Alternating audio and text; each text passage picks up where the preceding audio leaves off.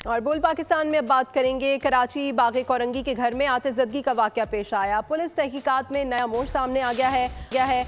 आग लगी नहीं लगाई गई। जाँ बहा खातून के शौहर का इंकशाफ। घरेलू तनाज़े पर मेरे भाई दिलावर ने घर में आग लगाई। इस बारे में मज़ीद बात करते हैं नुमाइंदा बोल न्यूज़ मोहम्मद काशान से। काशान, क्या वाक़या है, अपडेट कीजिएगा।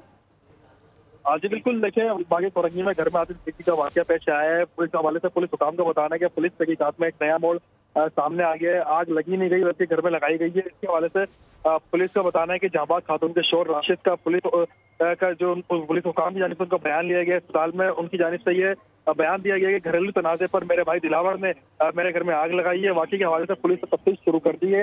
जबकि वाक़े में 40 साल गुलशन जो है वो मौके पर नाबाक हो गई थी और इनके तो बच्चे थे, एक बेटी और बेटे जो है वो जिला से जख्मी हुए थे, जिनको तिब्बी इमदाद की फराहमी बस तौर पर दी जा रही है।